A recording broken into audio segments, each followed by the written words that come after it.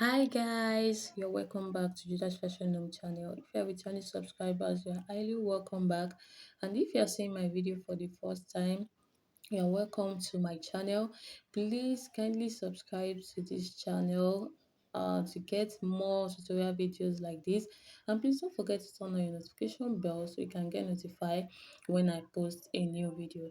Thank you. So in today's tutorial, I'll be sharing with you on how to draft a crop shirt with a notched collar. It's a very simple tutorial, so I'll be doing the only drafting here. So in my next video I'll be doing the sewing tutorial.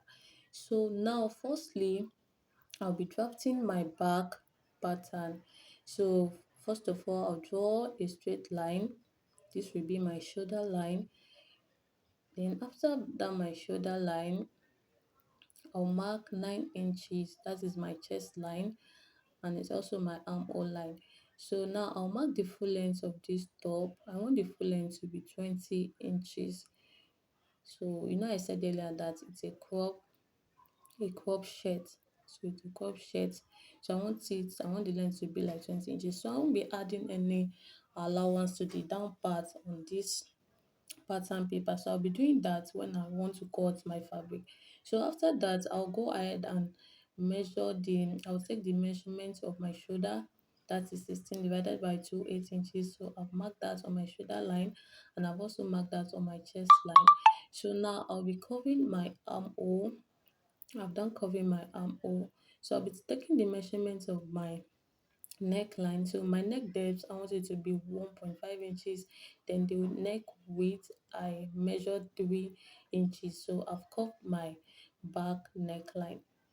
So now I'll be taking the measurement of my bust divided by 4.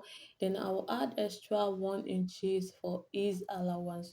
This crop shirt is a very free, it's free around the bust down to the waist. So after adding the 1 inches for the ease allowance, then I'll add 1 inches for seam allowance. So I'll draw the straight line.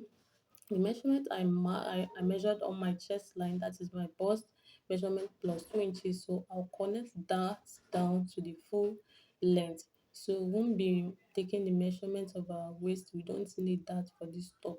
So after that, I'll go ahead and cut out my armhole. So after cutting my armhole, I came down on my shoulder. I came down by 1 inches for my shoulder slope. Then I'll connect that also. So here I'm trying to explain that I'll be adding like 2 inches to the down part of my top. That will be for the hemming allowance. So that is when I'll be uploading the sewing tutorial of this video, so you guys will see it. So I'm done with the back pattern, so move on to the front pattern. So for the front pattern, firstly I'll come down by 5 inches. So that 5 inches, I'll connect it straight.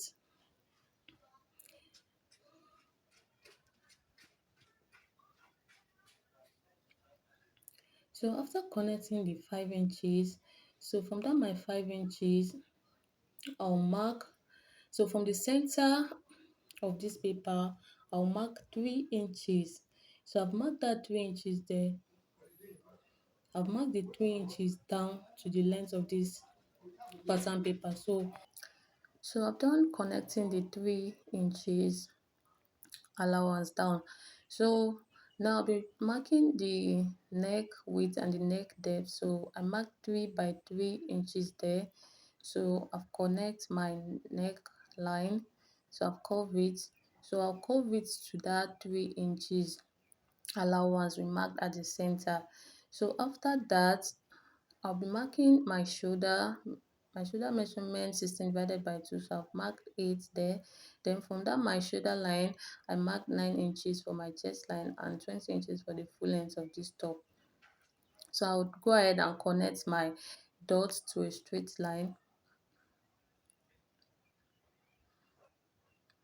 Then I'll extend my shoulder line down to the chest line. So after that, I'll go ahead and curve my armhole. So I'm done with the curving of my armhole. So right now I want to measure my v-neck, so I want to determine the length for my v-neck line. So I'll be marking 8 inches, so that is 1 inches above my chest line. So I'll create a dot there, so I'll go ahead and create my v-neck line.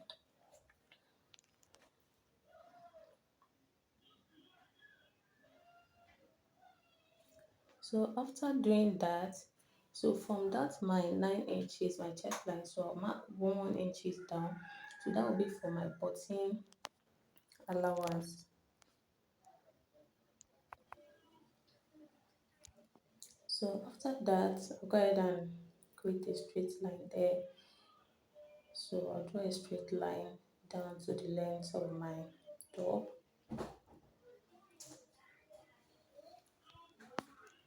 So after doing that, so I will slant down my v-neck line down to where my button hole started from.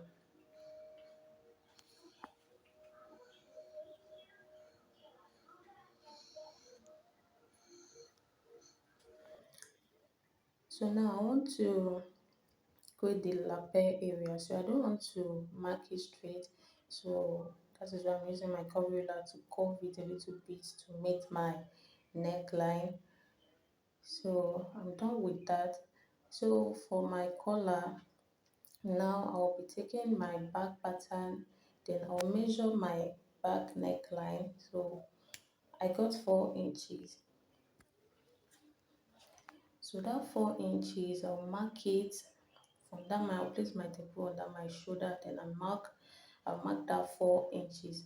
So I've marked that there, so I'll slant it down to meet where my neck width is.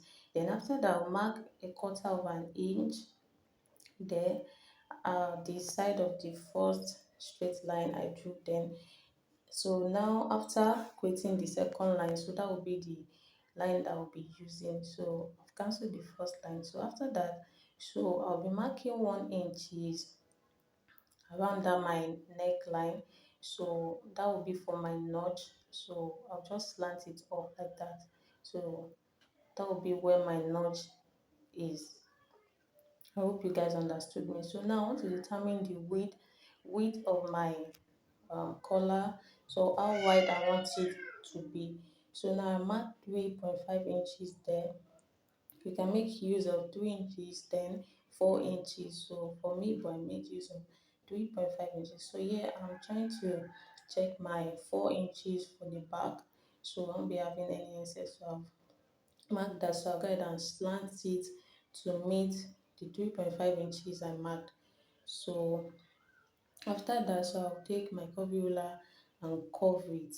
So I don't want to make this the collar straight. You can determine on how you want it. You can make it straight, you can make it curvy like the way I did mine. Then after that, I'll go ahead and label that as my collar. So the reason why I extend this, I changed the first line I drew for my collar, that I added an quarter of an inch, because so it will make the collar to relax very well on my back. So after that, I'll go ahead and take my body measurement divided by 4, my bust measurement rather divided by 4, then plus 2 inches.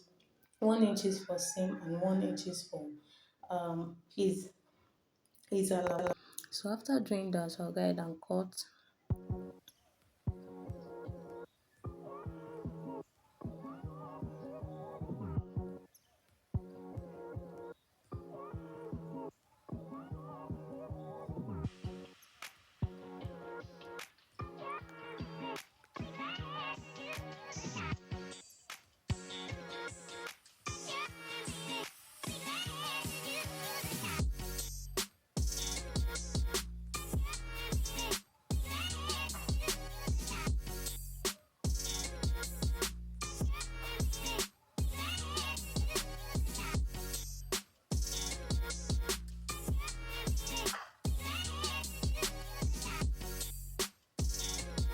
So after cutting it, almost forgot that I've not added my shoulder slope.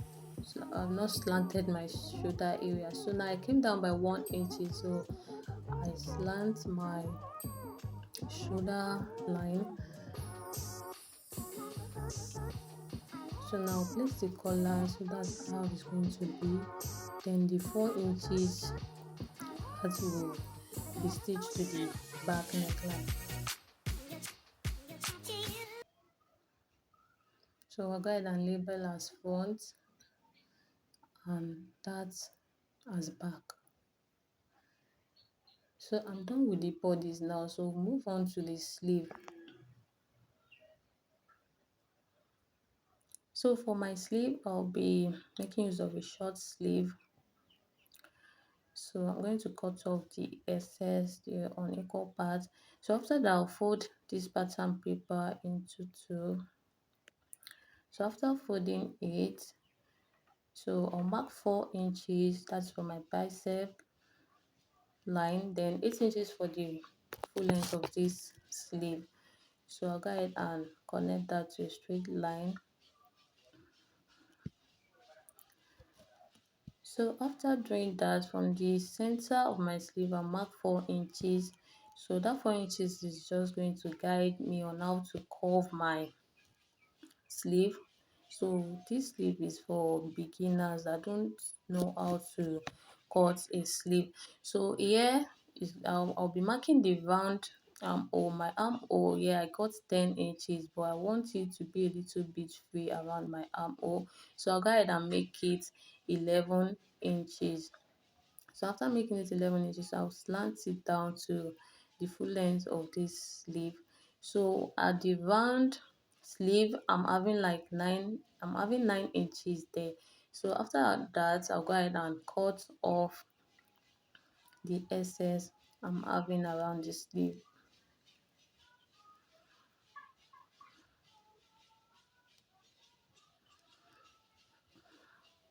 So when I'm sewing it, when I want to cut it on my fabric, so I'll be adding the hemming allowance to it. So now I'll be placing it on my table for you guys to see how it's looking. So we have the back, the front, the sleeve, and here's the collar. So that is all for this tutorial. Thank you guys for watching. So I'll be uploading the sewing tutorial next. So I'll see you in my next video. Bye.